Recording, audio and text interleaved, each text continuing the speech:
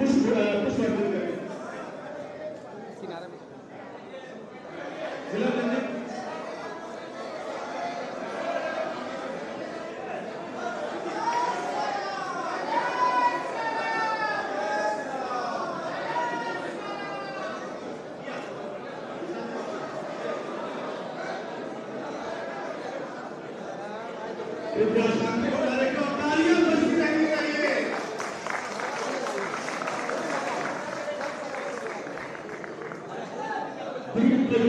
इस कार्यक्रम का विधिवत शुरुआत हम सबका सौभाग्य है कि रक्षा मंत्री जी आज हमारे आजादी के प्रति तरफ से अपना मार्गदर्शन देने के लिए आए।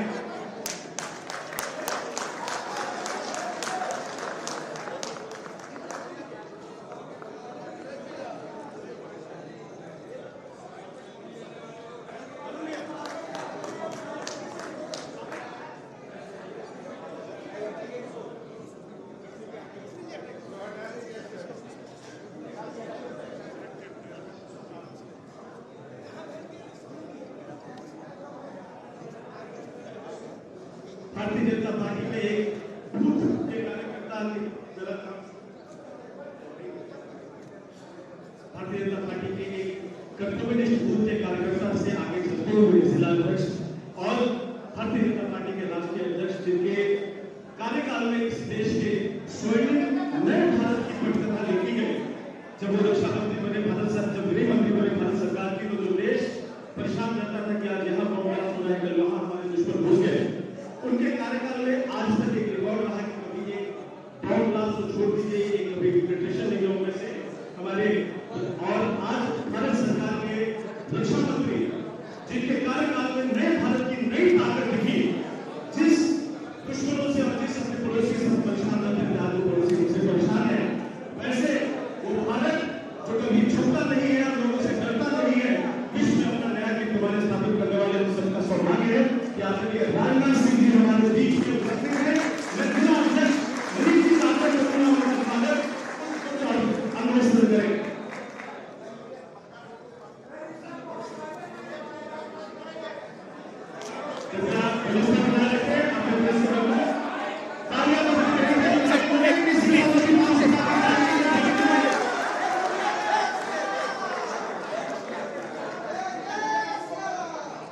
मैं जिला अध्यक्ष सागर करूंगा कि अपने अतिथि अपने अभिभावक आदरणीय मंगल पांडे जी जो प्रदेश के पूर्व अध्यक्ष और जिनके कार्यकाल में बिहार ने स्वास्थ्य में एक अद्भुत प्रगति देखी है और बिहार की स्वास्थ्य व्यवस्था जगत को सुदृढ़ करने में जिनका अहम योगदान है, उनका स्वागत करें। मैं आग्रह करूंगा श्रोता कोटारी का, अपनी लोकप्रिय सांसद माननीय रमा देवी जी का स्वागत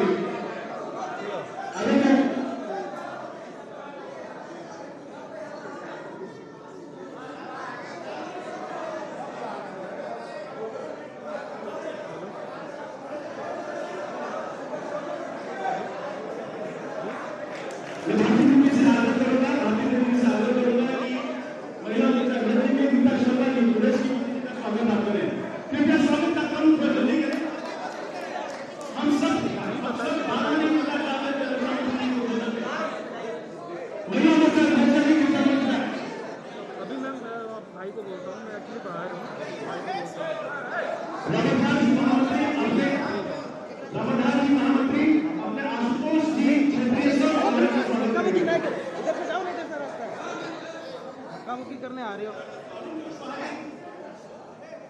अरुण कुशवाहा जी का स्वागत। विकास जी, कोई मतलब थोड़ी है यार। विकास जी अपने अरुण कुशवाहा जी को जिला प्रभारी है, उनका स्वागत करेंगे। विशाल जी अपने विवेक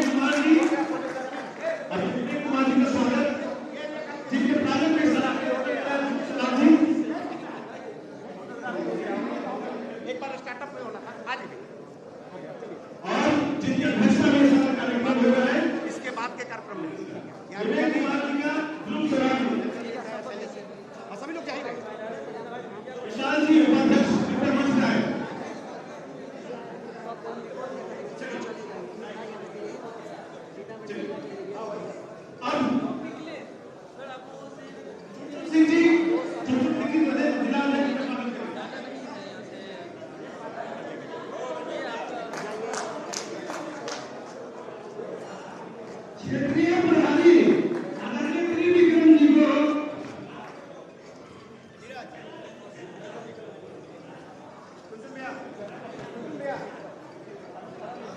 अब मैं प्रेस मीडिया के भाइयों से आग्रह करता हूं हाथ जोड़ के कि कृपया बाहर इंतजार करें। हमारी अब सम्मेलन हमारे साथ शुरू होने वाला है।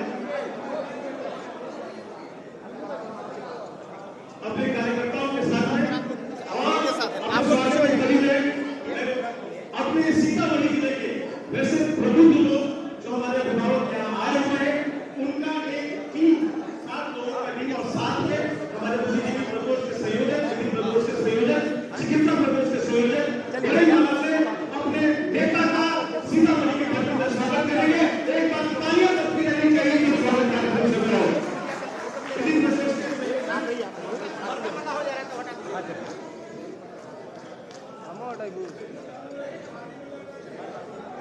तालियां बजती रहनी चाहिए।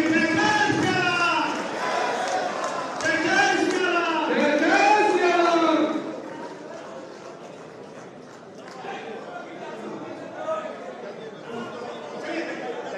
हमें आगे करूंगा जिला सचिव के स्वागत बोलिए सीता मैया की जय। भैया प्लीज छोड़ दिया जाए, इसके बाद प्रेस वार्ता में करना है। चलो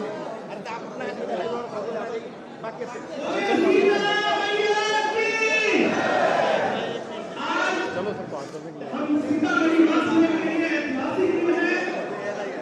आज देश के यशस्वी रक्षा मंत्री जी चुनाव मंत्री दर्शन के पश्चात आज हमारे बीच में है। एक बार जोरदार खड़े होकर ताली बजाइए, इनका स्वागत करिए। सभी लोग सामने खड़े होकर ताली बजाइए, सीतामढ़ी का स्वागत। राजनाथ बाबू जिंदाबाद, राजनाथ बाबू जिंदाबाद। हम स्वागत करते हैं आज अपने देश के यशस्वी रक्षा मंत्री जी का, मेरी मां सीता जी की पुण्य भूमि जन्मभूमि सीतामढ़ी में आज ऐसे नेता का हम स्वागत करते हैं जिनके नेतृत्व में आज भारत एक नया कीर्तिमान स्थापित कर रहा है। हम सब जानते हैं, हम सभी जानते हैं कि जब देश 2014 से पहले पूरा अंधकार में डूब गया था, कांग्रेस का शासन चला था, मनमोहन सिंह जी प्रधानमंत्री थे और गोवा की राष्ट्रीय कार्यकारिणी में हमारे आज के रक्षा मंत्री जी भाजपा के राष्ट्रीय अध्यक्ष थे और उन्होंने इस देश के कोहिनूर को तलाश करके भारत के प्रधानमंत्री का नाम घोषित करने का काम किया। ऐसे रक्षा मंत्री जी का हम स्वागत करते हैं। इस धरती पे जन्म लेने के कारण आपके समक्ष अगर हम सीतामढ़ी की बात ना करें तो मेरे लिए बेमानी होगी। पूरे सीतामढ़ी वासियों की तरफ से, पूरे पार्टी के कार्यकर्ताओं की तरफ से, आज यहाँ बैठे हुए बुद्धिजीवियों की तरफ से आपसे एक ही विनती है, सीतामढ़ी को, माँ सीता को जो पहचान मिलना चाहिए सीतामढ़ी को वैश्विक मानचित्र पे, इस देश में हमारा सीतामढ़ी बहुत पिछड़ा हुआ है। ना इसको पर्यटन का दर्जा मिला, न मंदिर का उत्थान हुआ, ना ही सीतामढ़ी का विकास हुआ। आज आप हम लोग के बीच में आए, सारे बुद्धिजीवी समाज बैठे हुए, हम सभी लोग की तरफ से आपसे यही निवेदन करते हैं कि आपकी नजर सीतामढ़ी में रहे, सीतामढ़ी में भी बसे, ऐसा की तरह सीता मंदिर बने।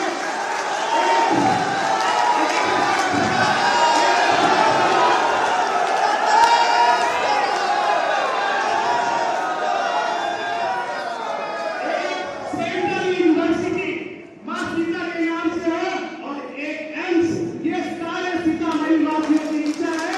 मैं उनकी इच्छा आपके सामने पार्टी के जिला अध्यक्ष होने के नाते मेरा दायित्व है पूरे सीतामढ़ी भाजपा परिवार की तरफ से और सिर्फ राजनीतिक पार्टी की तरफ से नहीं, पूरे सीतामढ़ी के एक बच्चे की इच्छा है कि हमने यहाँ गठबंधन दल निभाते हुए जेडीयू का भी सांसद एनडीए से दिया है, रामेश्वर का भी दिया है, लेकिन आजादी के बाद आज तक सीतामढ़ी में कमल निशान नहीं खिला है। आपसे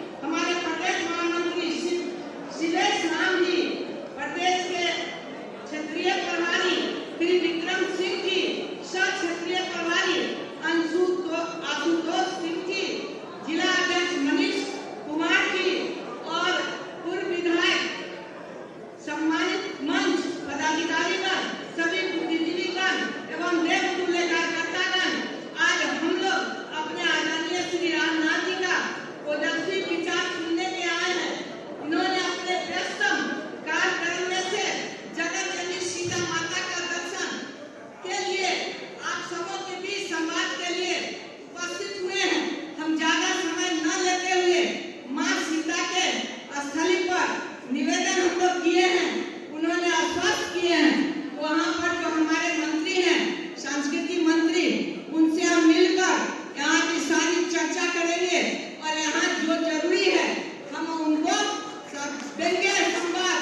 और आज संवाद में सभी बुद्धिजीवी, सभी क्षेत्र के लोग हम सबको प्रणाम करते हैं और पूरा टाइम हम अपने माननीय मंत्री जी को दे रहे हैं। बहुत बहुत धन्यवाद दीदी, आपने कम शब्दों में अपने कार्यकर्ताओं का उत्साहवर्धन किया, अपने बुद्धिजीवी लोगों का। अब मैं आग्रह करता हूं भारतीय जनता पार्टी के पूर्व प्रदेश अध्यक्ष और जिन्होंने मजबूत स्वास्थ्य की नींव रखी बिहार में, वैसे आदरणीय मंगल पांडे जी से कि हम लोग का मार्गदर्शन करें। आज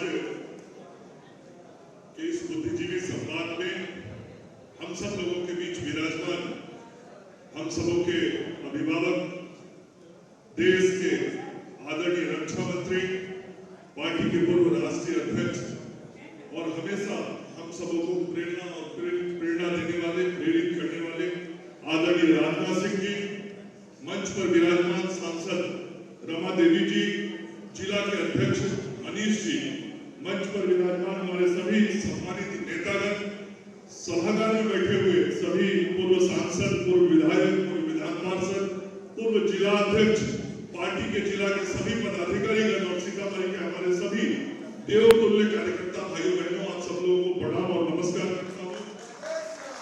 आज हम सब लोगों का बहुत सौभाग्य है कि जो क्लस्टर मीटिंग पार्टी की तरफ से चल रहा है पूरे देश में, उस क्लस्टर मीटिंग के तहत आदरणीय रक्षा मंत्री राजनाथ सिंह जी हम सब लोगों के बीच सीतामढ़ी की धरती पर आए। माता जगत जननी सीता की यह धरती है और आते ही सबसे पहले राजनाथ जी ने मां सीता की उस पुण्य भूमि के ऊपर बने मंदिर में पूजा अर्चना किया, उस पोखर में जाके पूजा अर्चना किया जहां मां सीता का प्रादुर्भाव हुआ था और वहां से आप सब लोग के बीच आए। मैं निश्चित रूप से इतना कहना चाहता हूं, मैं जानता हूं सीतामढ़ी के लोगों की भावनाओं को, जो पुनौरा धाम के बारे में आप सब लोगों की भावना है। बिहार की सरकार और भारत की सरकार आपकी भावनाओं के अनुरूप आगे आने वाले समय में काम करेगी। मैं आज इतना ही कह सकता हूं और इस माता सीता की धरती को कैसे और ज्यादा ख्याति मिले, कैसे हम और इसको बेहतर करें, उस दिशा में राज्य की सरकार और भारत की सरकार दोनों मिलकर काम करेंगे, इस बात का मैं विश्वास दिलाना चाहता हूं। और आज बिहार में और दिल्ली में दोनों मिलकर जो डबल इंजन की सरकार चल रही है, यह सरकार एक बार एनडीए की सरकार बिहार को फिर से विकास के रास्ते पे आगे ले जाने का काम कर रही है। चुनाव हम सब लोगों के नजदीक है। 2024 में एक बार फिर से हम सब लोगों को अपने यशस्वी प्रधानमंत्री नरेंद्र मोदी जी को इस देश का प्रधानमंत्री बनाना है और इसके लिए एक एक सीट हम सब लोगों को भारतीय जनता पार्टी और एनडीए के कोटे में डालना है। उसके हाथ को मजबूत करना है, नरेंद्र मोदी जी के हाथ को मजबूत करना है। इसलिए हम सब लोग आज इस संकल्प को भी लेंगे इस बुद्धिजीवी संवाद में कि नरेंद्र मोदी जी के हाथ को मजबूत करने के लिए बिहार के 40 लोकसभा सीट से भारतीय जनता पार्टी और एनडीए का उम्मीदवार चुनाव जीत के जाएगा। और कहां तक जिलाध्यक्ष जी एम्स की बात कर रहे थे, जिलाध्यक्ष जी को याद है मेडिकल कॉलेज, सीतामढ़ी का मेडिकल कॉलेज तो मैंने ही किया है, जो इतना बढ़िया बन रहा है अभी। तो विकास के सभी काम होंगे और हम सब लोग का सौभाग्य कि आदरणीय राजनाथ जी का संवाद, आदरणीय राजनाथ जी का मार्गदर्शन हम सब लोगों को मिलने वाला है। मैं भी उनके मार्गदर्शन को सुनना चाहता हूं। मैं आदरणीय राजनाथ जी से आग्रह करूंगा कि आप आए और हम सभी को इस बुद्धिजीवी संवाद में संबोधित करें। आदरणीय राजनाथ सिंह। जय सिया राम, जय जय सिया राम।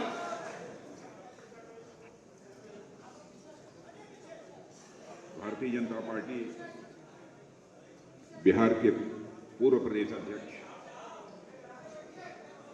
डॉक्टर मंगल पांडे जी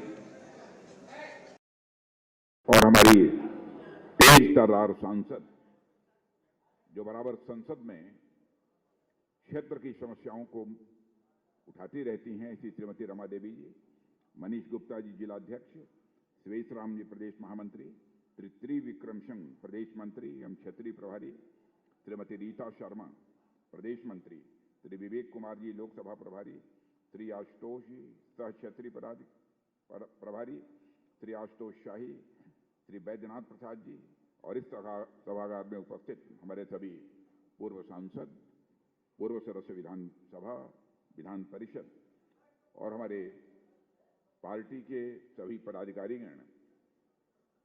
और मुझे जानकारी प्राप्त हुई है कि यहां के कुछ बुद्धिजीवी वर्ग के लोग भी आए हैं। आप सब लोगों ने बहुत ही गर्मजोशी के साथ मेरा स्वागत किया है।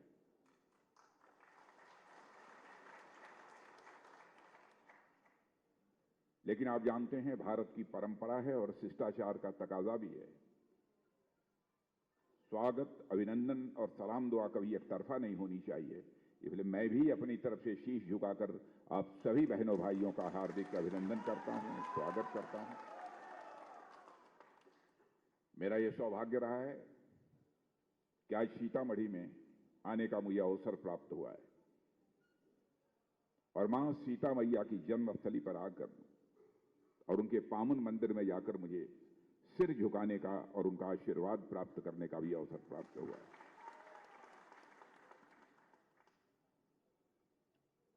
जहां तक बिहार का प्रश्न है, मुझे बिहार के बारे में ज्यादा कुछ नहीं कहना है। हमारे मंगल पांडे जी हमारे बिहार के तेज तर्रार नेता हैं। देश के दूसरे राज्यों में भी अपनी जिम्मेदारी का निर्वाह कर रहे हैं। उन्होंने बहुत संक्षेप में आपको जानकारी दी है और आगे भी मुझे बहुत बड़ी पब्लिक मीटिंग को, बड़ी सार्वजनिक सभा को भी संबोधित करना है। इसलिए 15-20 मिनट में ही मैं कुछ बातें आपके सामने रखना चाहता हूं कि भारतीय जनता पार्टी ही क्यों, भारतीय जनता पार्टी के पक्ष में ही वोट क्यों देना चाहिए। हिंदुस्तान में बहुत सारी राजनीतिक पार्टियां हैं और सभी राजनीतिक पार्टियों को काम करते हुए और विशेष रूप से कांग्रेस पार्टी को शानदार रहा है। आप यह कहेंगे कि हर व्यक्ति अपनी पार्टी की, अपनी सरकार की सराहना करता है, इसलिए आप भी अपनी पार्टी की और अपनी सरकार की सराहना कर रहे हैं। ऐसा नहीं है। यदि यहां पर इंटेलेक्चुअल्स बैठे हैं, बुद्धिजीवी बैठे हैं, तो मैं तो डंके की चोट पर कहता हूं, यदि हमारी बातों से असहमत हो तो सार्वजनिक रूप से बोलेंगे तो मैं उसका स्वागत करूंगा। ट्रैक रिकॉर्ड शानदार रहने की बात मैं इसलिए कर रहा हूं, 10 वर्षों का समय गुजर गया। इसके पहले की सरकारों को भी केंद्र में काम करते हुए आपने देखा। 10 वर्ष के अंदर पिछली जो भी सरकारें कांग्रेस की रही हैं, उन सब पर कभी न कभी कोई भ्रष्टाचार का आरोप लगा है। लेकिन मोदी जी के नेतृत्व में जो सरकार काम कर रही है, 10 वर्षों का समय गुजर जाने के बाद भी कोई मां का लाल, चाहे देश का हो अथवा विदेश का हो अथवा कोई एजेंसी हो, उंगली उठाकर नहीं कह सकती है कि हमारी सरकार के दामन पर कोई भ्रष्टाचार की दाग लगी हुई है। इसलिए मैं ये कह रहा हूं, मैं ऐसा कोई दावा नहीं करना चाहता कि हमारी पार्टी में बिल्कुल गंगा स्नान करने के बाद बड़े धुले हुए लोग आते हैं। यह मैं दावा नहीं कर रहा हूं। लेकिन यदि हम सरकार चलाते हैं तो सरकार चलाते समय इस बात की पूरी सावधानी बरतते हैं कि जनता ने जिस विश्वास और जिस भरोसे के साथ हमको यह जिम्मेदारी सौंपी है, उस विश्वास और भरोसे को हम किसी भी सूरत में टूटने न दें। यह हमारी कोशिश रहती है। दूसरी बात, भारतीय जनता पार्टी को इसलिए समर्थन देना चाहिए कि आपने देखा होगा कि आजाद भारत के इतिहास में नेता कहते कुछ हैं और करते कुछ हैं। राजनीतिक पार्टियां भी जो चुनाव के दौरान आती हैं, वो तरह तरह के आश्वासन देंगी, घोषणा पत्र जारी करेंगी, हमारी सरकार बन जाएगी तो हम यह कर देंगे, वह कर देंगे, करिश्मा कर देंगे। बहुत सारे आश्वासन सारी राजनीतिक पार्टियां देती हैं, हम लोग भी आश्वासन देते हैं। लेकिन मैं आपसे विनम्रतापूर्वक निवेदन करना चाहता हूं और विशेष रूप से बुद्धिजीवी वर्ग से मैं निवेदन करना चाहता हूं। 2014 में मैं पार्टी का राष्ट्रीय अध्यक्ष था। उस समय भी एक घोषणा पत्र बना था मेरे रहते, और उसमें मोदी जी प्रधानमंत्री के उम्मीदवार बन चुके थे। मोदी जी बार बार मुझसे कहते थे कि अध्यक्ष जी, इस बात का आप ध्यान रखिएगा कि कहीं घोषणा पत्र में कोई ऐसी चीज न आ जाए जिसे हम पूरा न कर पाएं। और आपको जानकर खुशी होगी, 2019 में भी जब घोषणा पत्र बनने लगा तो मैं भारत का गृह मंत्री था। उस समय भी मोदी जी ने यह कहा कि राजनाथ जी, इस घोषणा पत्र बनाने की जिम्मेदारी आप ही निभाइएगा।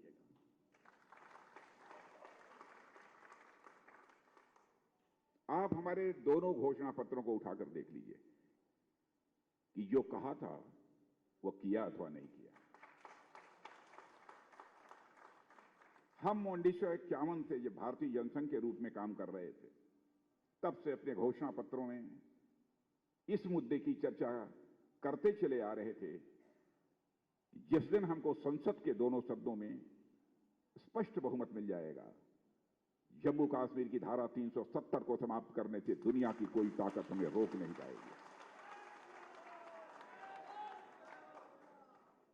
बहनों भाइयों, हमने जो कहा था वो करके दिखाया।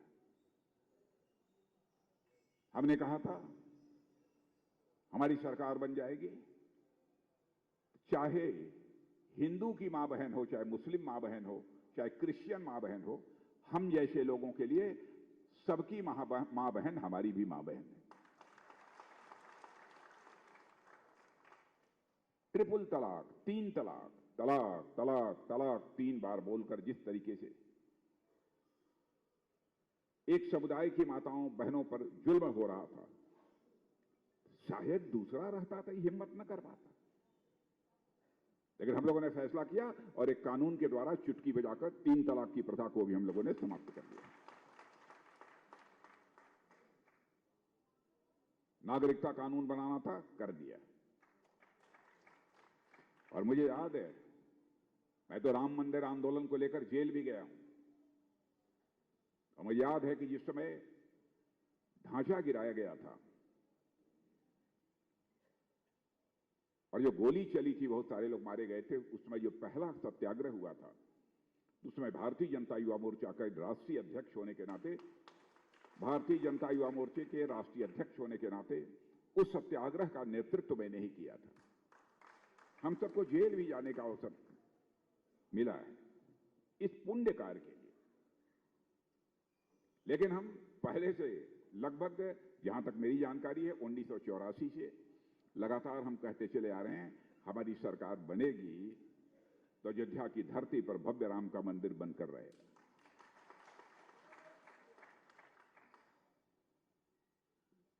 लोग कहते थे भाजपा वाले बराबर नारा लगाते हैं, राम लला हम आएंगे, मंदिर यहीं बनाएंगे, लेकिन ये भाजपा वाले तारीख नहीं बताएंगे। आपने देखा वो 22 जनवरी का दिन आ गया कि रामलला के विग्रह की प्राण प्रतिष्ठा हमारे प्रधानमंत्री जी ने कर दी।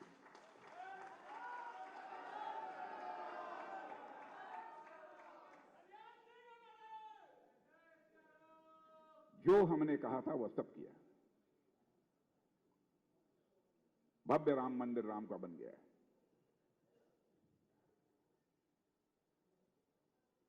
मुद्दे बहुत सारे हैं। हम लोगों ने कहा था, अब मैं इन सारी चीजों को के बारे में बतलाना शुरू करूंगा तो बहुत लंबा समय लग जाएगा, इसलिए मैं बहुत संक्षेप में चीजों को बतला रहा हूं। और इन 2, 3, 4 बातों की चर्चा मैंने इसलिए की कि मनुष्य के जीवन की सबसे बड़ी पूंजी यदि कोई होती है, अथवा किसी संस्था अथवा किसी भी राजनीतिक पार्टी की सबसे बड़ी पूंजी यदि होती है, विश्वसनीयता, क्रेडिबिलिटी। जो कहा उसे करे, या तो कहिए मत, कहिए तो करिए। और आपने देखा होगा भारत की राजनीति में नेताओं की कथनी और करनी, उनके कहने और करने, उनके वर्ड्स और डीड्स में अंतर होने के कारण ही भारत की राजनीति और भारत के नेताओं पर से जनता का विश्वास धीरे धीरे समाप्त होता चला गया। लेकिन भारत की राजनीति में पैदा हुए इस विश्वास के संकट को चुनौती के रूप में किसी राजनीतिक पार्टी ने स्वीकार किया तो भारतीय जनता पार्टी ने स्वीकार किया और हम लोगों ने उस पर विजय प्राप्त की। मैं दावे के साथ कह सकता हूं कि हिंदुस्तान की सर्वाधिक विश्वसनीय पार्टी यदि कोई है तो हमारी आपकी पार्टी है, भारतीय जनता पार्टी। कोई बताया कि मोदी जी ने यह कहा था, नहीं किया। इसलिए मैं कह रहा हूं आपसे, और इसीलिए ऐसे ही मैंने नहीं कहा कि मोदी सरकार का ट्रैक रिकॉर्ड शानदार रहा है, कुछ सोच समझ कर मैंने कहा है। अब ऐसे भी आप जानते हैं मैं उल जुलूल नहीं बोलता हूं। संसद में भी बोलना होता है तो मैं बहुत सावधानी रखता हूं। शब्दों का चयन ठीक होना चाहिए, किसी को आहत होने वाले शब्दों का प्रयोग नहीं किया जाना चाहिए। यह सब पूरी सावधानी में बरतता हूं। जो कुछ भी कह रहा हूं सोच समझ कर कह रहा हूं, नाप तोल कर कह रहा हूं। एक और याद दिलाना चाहता हूं आपको, कांग्रेस पार्टी ने बराबर जब भी चुनाव लड़ी, कांग्रेस पार्टी, जो पुराने लोग होंगे वह जानते होंगे, हमारी सरकार बनाइए हम गरीबी को समाप्त कर देंगे, यही कहते थे ना, गरीबी को समाप्त कर दें। बहनों भाइयों, गरीबी समाप्त हुई? नहीं समाप्त हुई। लेकिन आज हमारे प्रधानमंत्री ने जो कदम उठाए हैं, यह मैं नहीं कह रहा हूं, नीति आयोग, और नीति आयोग के अतिरिक्त बहुत सारी ऐसी इंटरनेशनल, अंतर्राष्ट्रीय जगत की मान्य फर्म्स, उन्होंने अपनी समीक्षा के बाद यह कहा है कि मोदी जी जब से प्रधानमंत्री बने हैं, हिंदुस्तान में 25 करोड़ लोग जो गरीबी रेखा के नीचे जीवन निर्वाह कर रहे थे, उस रेखा से अब वो बाहर हो गए हैं। यह मैं नहीं कह रहा हूं, मैं नहीं कह रहा हूं, नीति आयोग ने कहा है, बहुत सारी इंटरनेशनल फर्म्स ने भी कहा है, और प्रेस के दोस्तों से भी मैं कहना चाहूंगा, इसको सत्यापित कर लें, वेरीफाई कर लें। मेरी बात गलत हो तो मेरी अखबारों में खुलेआम आलोचना कर दें।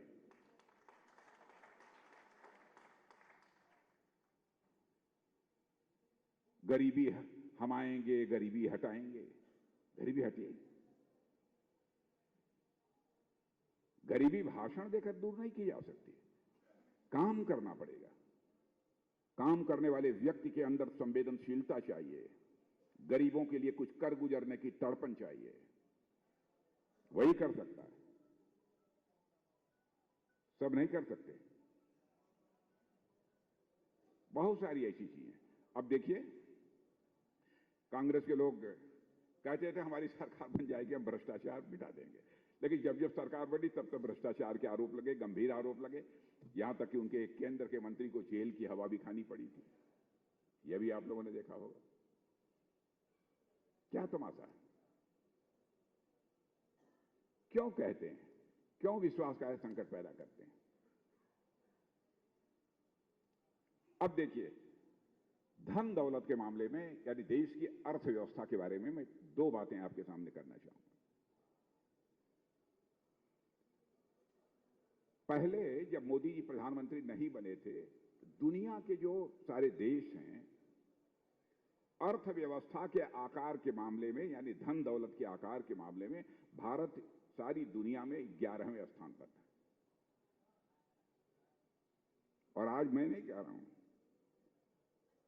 ये बड़ी बड़ी फाइनेंशियल फर्म्स, उन्होंने कहा है कि 8 वर्षों के अंदर ही मोदी जी ने यह करिश्मा कर दिया कि अर्थव्यवस्था के आकार के मामले में जो भारत सारी दुनिया में 11वें स्थान पर था, वह जंप लेकर आज 5वें स्थान पर पहुंच गया। सारी दुनिया में हम 5वें स्थान पर हो गए। और इतना ही नहीं, एक मॉर्गन स्टैनले नाम की एक वित्तीय फर्म है, फाइनेंशियल फर्म है, बहुत मानी जानी, हाईली रिप्यूटेड, जिसकी बहुत ख्याति है। उसने जानते हैं क्या कहा है? अरे कहा है भाई, भारत जितनी तेजी से आगे बढ़ रहा है, 2027 प्रारंभ होते होते भारत अर्थव्यवस्था के आकार के मामले में दुनिया की टॉप 3 कंट्रीज में आकर खड़ा हो जाए।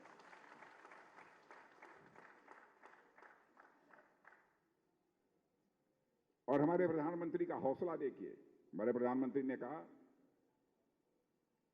कि 2047 आते आते यानी आजादी के 100 वर्ष पूरे होते होते हम भारत को दुनिया का विकसित देश बनाकर ही दम लेंगे। यह है हमारी।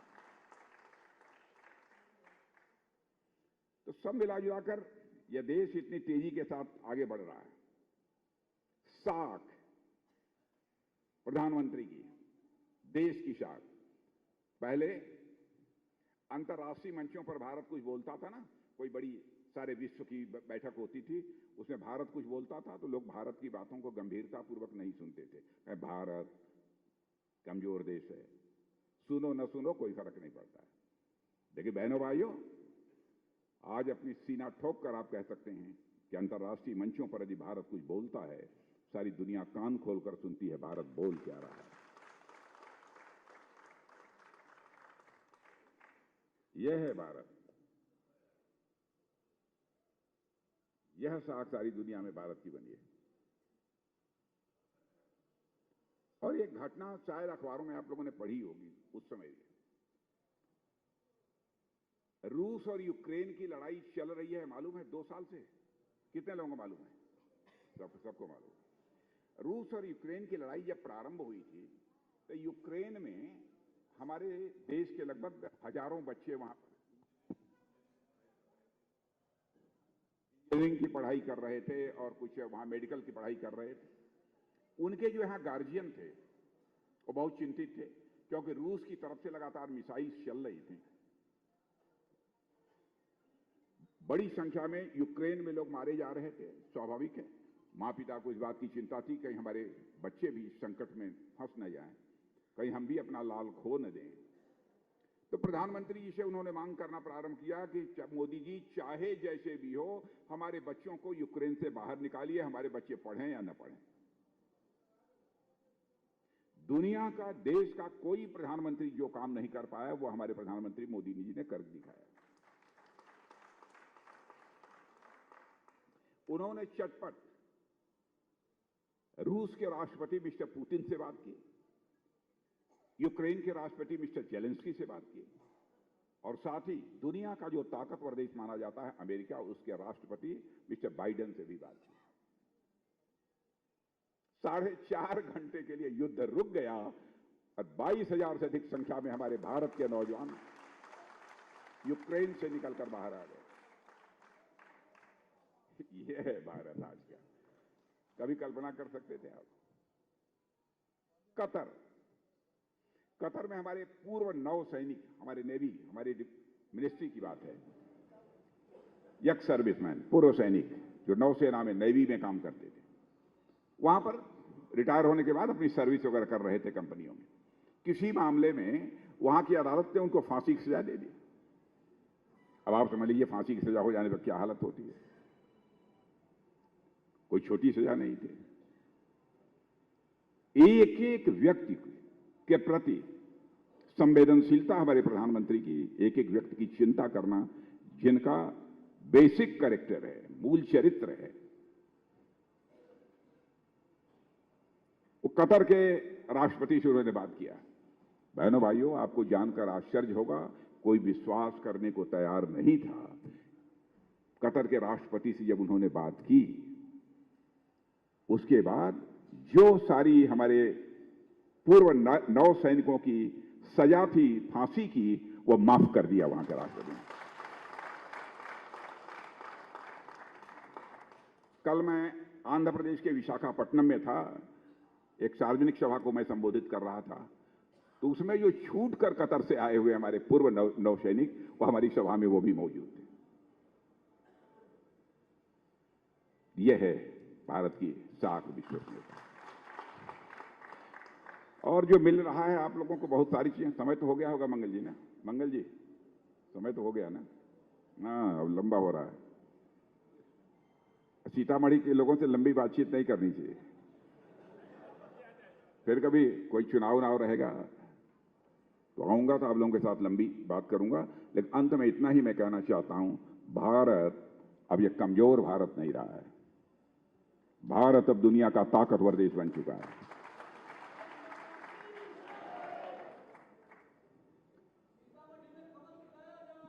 भारत की तरफ आंख उठाने की यदि कोई अनावश्यक जरूरत करेगा तो उसका मुंहतोड़ जवाब देने की ताकत भारत के अंदर है।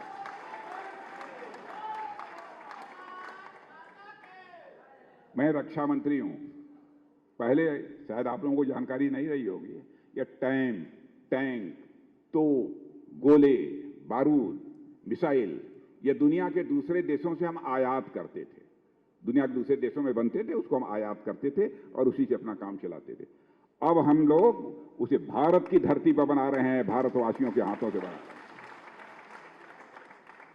जब मैं डिफेंस मिनिस्टर बना था तो उस समय लगभग 1000 करोड़ रुपए का ये डिफेंस आइटम्स बाहर के लिए एक्सपोर्ट होते थे। आपको जानकर खुशी होगी, हम 20,000 करोड़ रुपए से ज्यादा का एक्सपोर्ट कर रहे हैं।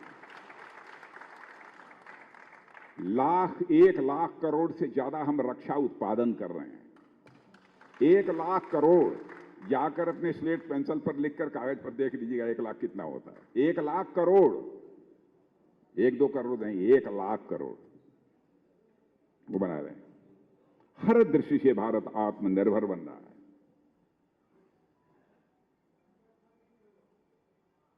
और इतना ही नहीं, दुनिया के राष्ट्राध्यक्ष भी अब कहने लगे हैं 21वीं सदी यदि इस दुनिया में किसी की होने जा रही है तो 21वीं सदी भारत की होगी, भारत की होगी। तो हम सबके लिए ये बहुत ही गौरव का विषय है। इसलिए मैं आप सबसे विनम्र अपील करना चाहता हूं कि आप सबका स्नेह, आप सबका प्यार, आप सबका आशीर्वाद भारतीय जनता पार्टी पर बना रहे। मैं जानता हूं है, बना रहे और पूरी ताकत लेकर भारतीय जनता पार्टी का झंडा ऊंचा रखिएगा, यही अपील करते हुए और हम आपको विश्वास दिलाते हैं हमारे प्रधानमंत्री के नेतृत्व में भारत का मस्तक सदैव ऊंचा रहेगा। आप सबको बहुत बहुत